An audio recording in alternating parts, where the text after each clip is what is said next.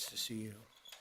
We've had a great weekend, and as you know, we made our deal with the European Union. The Japan deal is done. Many of the other deals are done. Indonesia was a very big deal, big country actually, and they're wonderful, and hopefully wonderful for both sides. But it's literally trillions of dollars ultimately being brought into our country. And it was something that had to be done, and it is being done, and it's being done properly. We're now negotiating with various other countries, and the rest we're just sending out the bill to. We send a bill, we send a letter saying that you'll pay a certain tariff. And obviously, that's most of them because you have, as you know, hundreds of countries, a lot of countries out there. So we look at the deficit, or we look at the surplus, and we look at the country and how the country's treated us, and lots of other things go into the equation. And we make a decision as to what that tariff will be, and it's pretty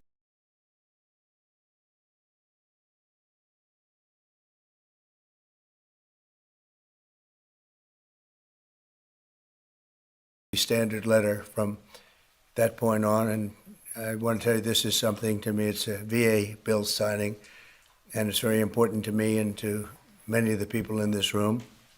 So I'm thrilled to sign the VA Home Loan Program Reform Act into law, and that is something that they've wanted to do for a long time.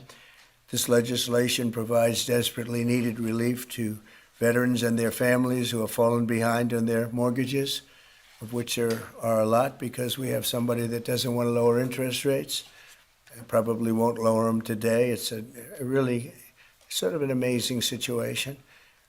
And it helps keep our promise to end veterans' homelessness, and joined by the bill's sponsor, Congressman Derek Van Orden. Where's Derek? Right here. Derek? Hello, Derek. I didn't see you back there. Well, I'm a Navy SEAL. Snuck up That's on you. you. And Mike, how are you, Mike? Mr. President.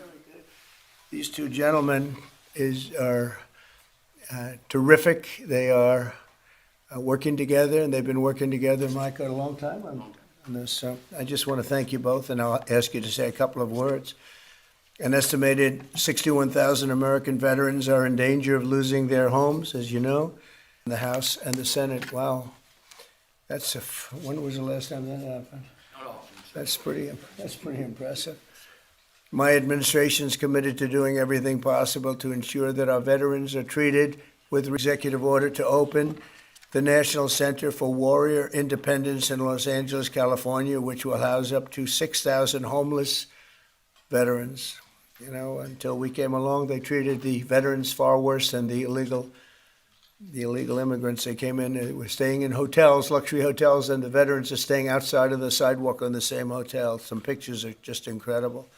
In addition, we'll also be opening a full-service VA center in New Hampshire, which is the only state in the union to not have a VA center. And I made that promise to the people of New Hampshire a long while ago, and we got it done. It's the only state that doesn't have, and yet you have a lot of veterans in New Hampshire. We're slashing the wait times at VA medical centers, and we're bringing back VA choice and VA accountability, which I had and the Democrats abandoned. It made it so much better. Accountability, meaning if you treat our veterans badly, we treat you badly. You get fired and beyond that. And VA choice is you can get out, and you can, if you don't have a doctor ready, willing, and able to take care of you within the VA, you go outside, you go see a doctor, you get better, and we pay the bill. And the veterans loved it. We had a 92% approval rating.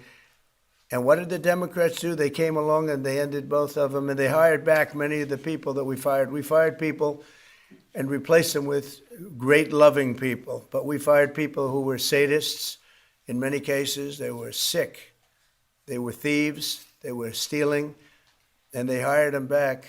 The accountability, meaning the VA accountability, it was a big deal getting it passed because you have unions, you have all sorts of problems to go through. We got it through everything.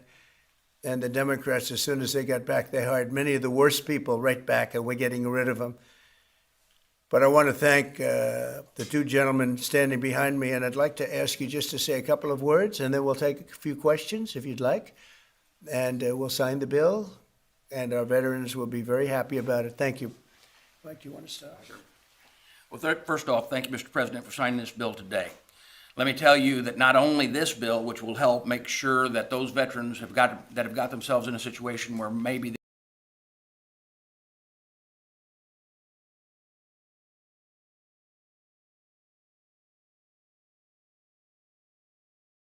they would be foreclosed on. It gives them just a little bit extra help without the government going into a banking business like what we had with the previous administration. I also want to say thank you too, though, for appointing Doug Collins as our secretary for the VA. As chairman of the VA, having the opportunity to work with Doug, one, because we worked together before, but he has the right attitude, and the attitude is the VA is not about bureaucracy. It's about the veterans. And we want to keep it that way. That doesn't mean we don't have a good workforce. What it means is that workforce is focused on the veterans, not on making sure that the VA grows, but making sure that the VA does the job it's supposed to do. And thank you, Mr. President. It's your leadership that allows that to happen. Thank you, everybody, for coming here today. Thank you, Mr. President, for hosting us here. I'm the longest-serving enlisted member of the United States military to ever get elected to Congress in the history of our nation.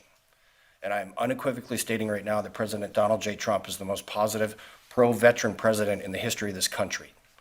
And so he backs up his words with deeds, and this is another example of how President Trump is taking care of our veterans. So, sir, I'm very thankful for you, for your leadership, and let's get this thing done and get our veterans into homes. So God bless you, and God bless the United States. Thank you, my friend. Thank you. Let's sign first, and we'll take a couple of questions. Yes. We'll get it done. We've been waiting a long time. And I do want to commend Doug Collins because I hear he's doing a fantastic job. He's done an incredible job.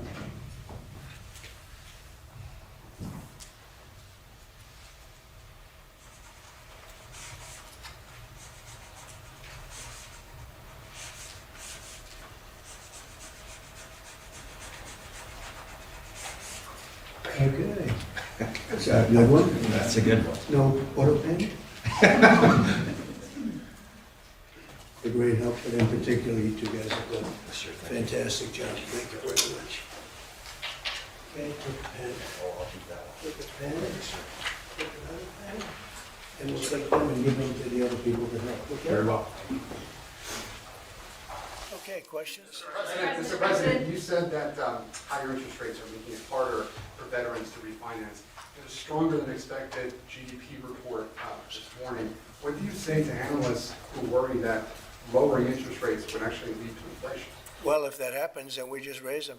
What you do is you lower them, and let's see if there's inflation. Right now, there's no inflation. Everybody thought there would be. All we have is billions of dollars of cash pouring into our country from other countries that took advantage of us for many, many years. You know, they were taken advantage of. We were like the stupid people that didn't know what they were doing.